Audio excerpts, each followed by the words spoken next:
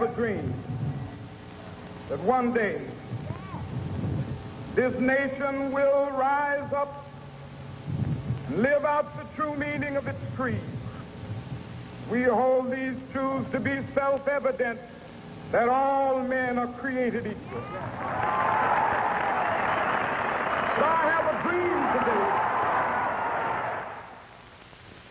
The man who said, "I have a dream," to 200,000 Americans in 1963 was assassinated in 1968. Since Dr. Martin Luther King's death on April 4th, the United States has been in shock and mourning. Only now are Americans beginning to recover from the impact of his tragic death. The following are some of the sorrows, some of the tributes paid to his memory by his countrymen during the last number of days. At 7:10 this evening, Martin Luther King was shot in Tennessee. This was to be a gala occasion for a little Negro college from Mississippi appearing in Carnegie Hall with the great Duke Ellington. Martin Luther King, 20 minutes ago, died.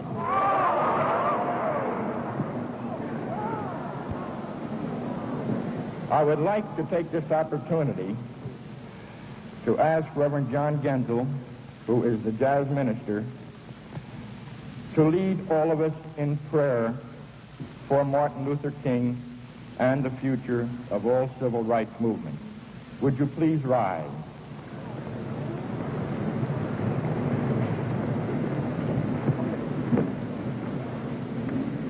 The King is dead. Long live the King of Love throughout eternity. I think it can be said that he now stands with our other American martyrs in the cause of freedom and justice. His death is a terrible tragedy and sorrow, first of all to his family, to our nation, and to our conscience. My fellow citizens, and especially my black brothers and sisters in our city, this is Walter Fauntroy, Vice Chairman of your City Council and Director of the Washington Bureau of the Southern Christian Leadership Conference. There's no one in the city tonight who is more stunned, whose heart is more crushed or broken by the tragic events of the night that have robbed our nation and our world of Dr. Martin Luther King, Jr. It will be very difficult for us tonight and in the days and weeks to come, all of us, to deal with our deep sense of grief. I have a dream that one day on the red hills of Georgia, sons of former slaves and the sons of former slave owners will be able to sit down together at the table of brotherhood. I have a dream. Martin Luther King, if he had one choice, I am sure, if he had one choice in his death, it would be that we made a greater effort in this country by adhering to the principles that he so ably advocated of nonviolence, that we make now a greater effort, the theory of nonviolent effort, to eliminate the obvious inequalities that still exist between white and Negro citizens, and that we provide in an affluent and wealthy and magnificent white America an equal opportunity for the Negro citizens. There's not going to be any replacement for Martin Luther King, Jr. anytime soon. He was the leader and now the martyr of the whole civil rights crusade, which has been the most important domestic issue of this century in America. It may be that out of the ashes of this awful tragedy, that a new dawn can break. It depends on each of us. It may be that the prophecy that Dr. King once made may come true when he said, "We now stand in the midnight of our existence, but I see a new dawn coming." I have a dream that one day, even the state of Mississippi, a state sweltering with the heat of injustice, sweltering with the heat of oppression, will be transformed into an oasis of freedom and justice. I have a dream. To paraphrase Winston Churchill, if we have resolve, we can convert this moment of the nation's greatest shame into our finest hour. The only thing more tragic than the death of Dr. Martin Luther King, Jr. would be that the only response would be black anger and white sympathy.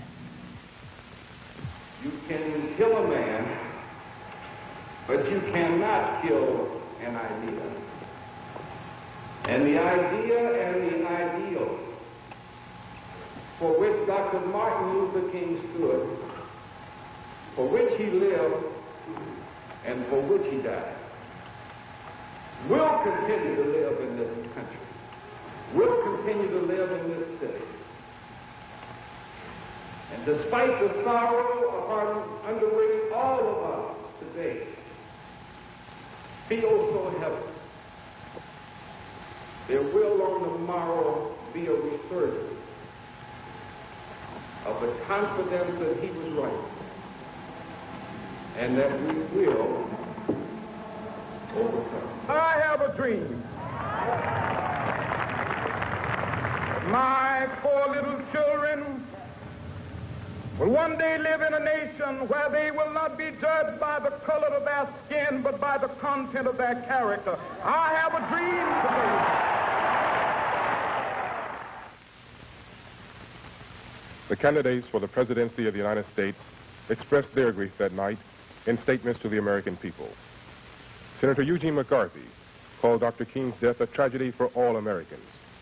He said that not only had the Negro people lost the noble and great leader, but all Americans had lost a man of peace. Former Vice President Richard Nixon paid tribute to Dr. King as a man determined that the American Negro should win his rightful place alongside all others in his nation, and at the same time, a man whose life was devoted to the principle of peaceful, nonviolent change. George Wallace, former governor of Alabama, called the assassination a senseless, regrettable, and tragic act.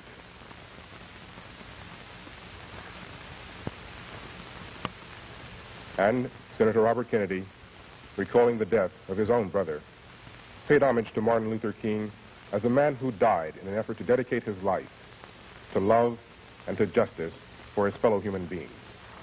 I have a dream that one day, down in Alabama, black boys and black girls will be able to join hands with little white boys and white girls as sisters and brothers. I have a dream today.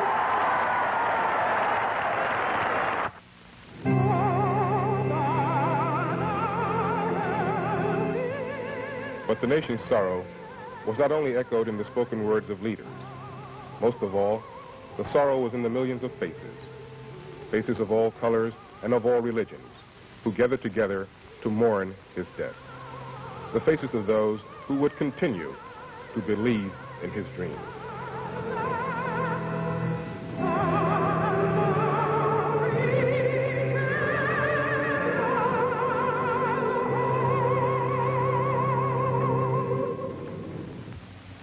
The confidence he exuded were as if he knew something the rest of us didn't know.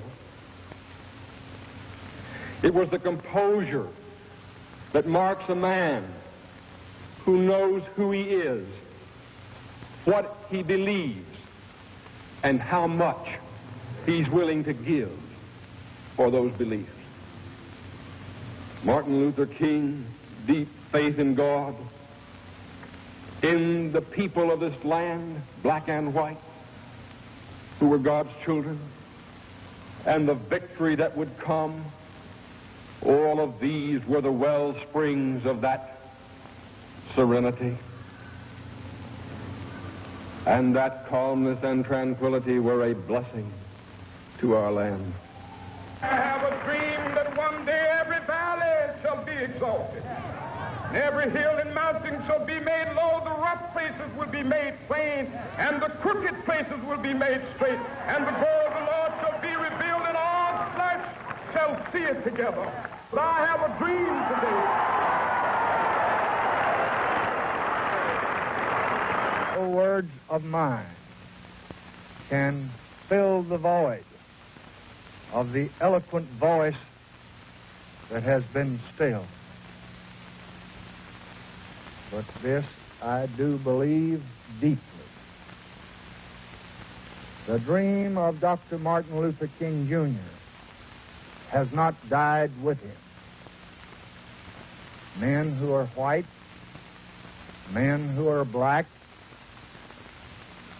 must and will now join together, as never in the past, to let all the forces of divisiveness know that America shall not be ruled by the bullet, but only by the ballot of free and of just men. Like anybody, I would like to live a long life. Longevity has its place. But I'm not And in Memphis, the night before his death, I just want to do God's will. And he's allowed me to go up to the mountain. And I've looked over, and I've seen the promised land. I may not get there with you, but I want you to know tonight that we as a people will get to the promised land.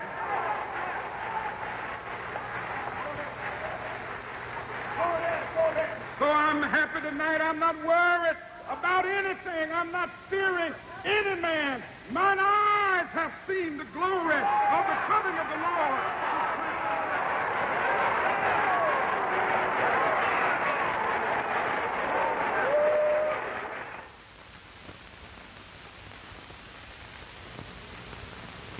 following the assassination of Dr. Martin Luther King, most of the nation grieved. But there were those who did not grieve. There were those who used death as an excuse for the winning of luxury and the game of destruction. Their motive was neither grief nor hunger. Their numbers were small, but damage was not.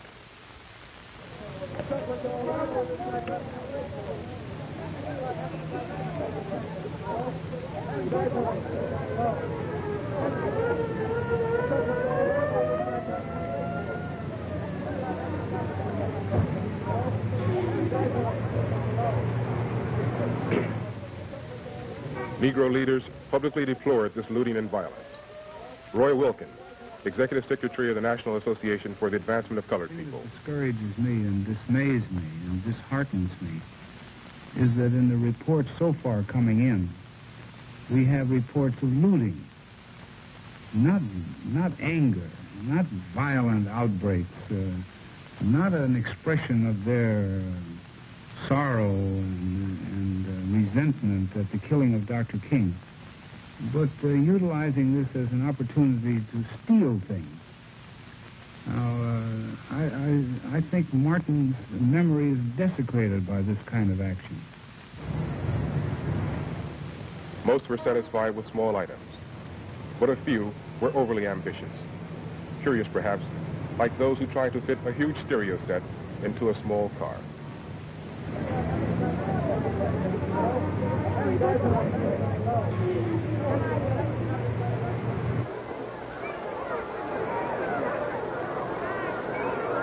I wouldn't want every young black person to take the rap for a few of those ones. Entertainer Sammy Davis Jr.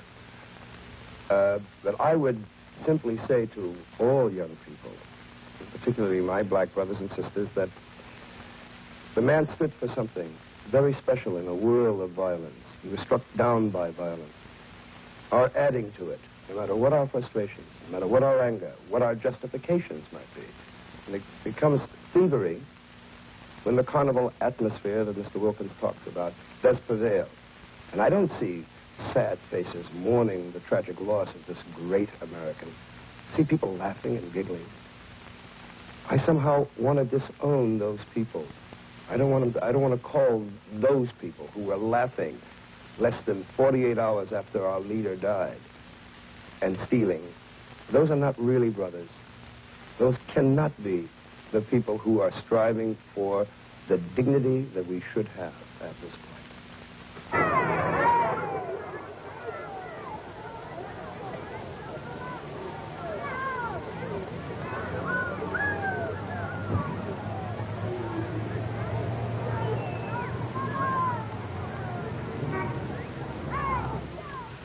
The Reverend Wyatt Walker, a close friend and associate of Dr. King since the beginning of the civil rights movement. As difficult as it was for those of us who are civil rights figures, I'm afraid to say leaders or spokesmen, that someone must have the maturity in the black community to say that these riots are riots and they cannot, by any stretch of the imagination, be made into people's rebellion. And I think in this moment, this is the moment for, and Roy has always had the courage to call a spade, if I may use a racist euphemism, to say that you can't make a people's rebellion out of riots. There's no way within the realm of morality looting can be justified. It is illegitimate, it is wanton, it is dishonest. And even though these are black teenagers predominantly, that's all it is. It's hoodlumism, and we, amongst the other people in our larger community, must say also that it is wrong and it is deplorable, and the nation cannot digest it.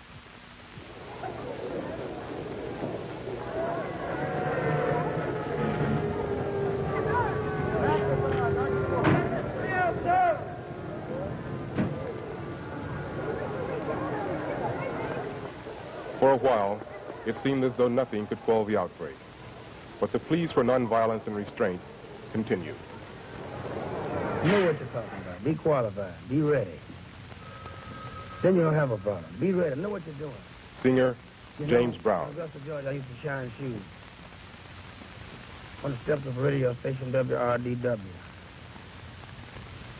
I think we started 3 cents, and we went to 5 and 6. Never did get to a dime.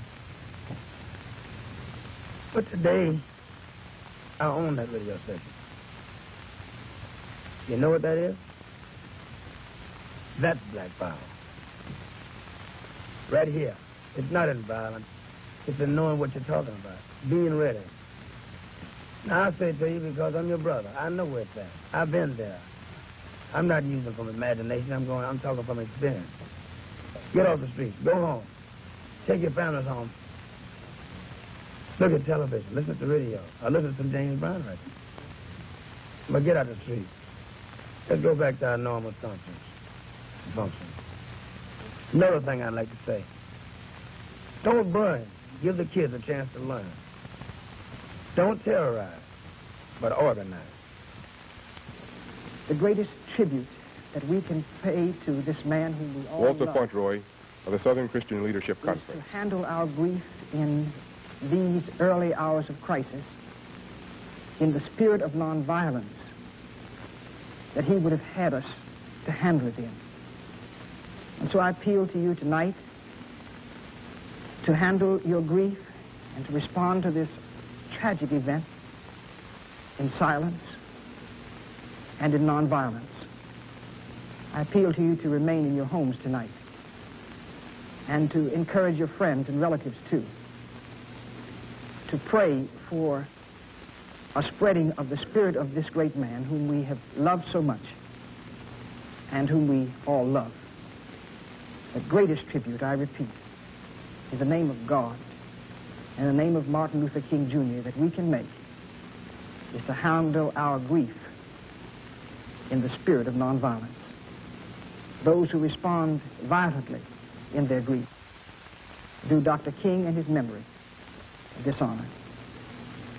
Please respond to this appeal.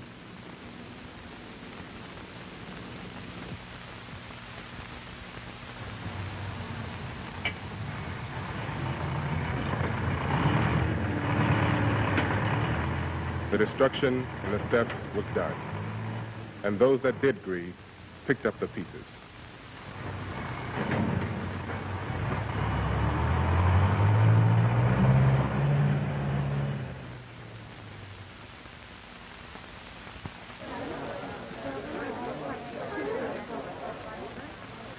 Throughout the city, churches were set up as emergency centers to distribute food, clothing, and shelter to those in need. With the help of government agencies and private organizations, they started to rebuild. Appeals were issued to citizens outside the troubled areas for money and assistance. The people responded generously.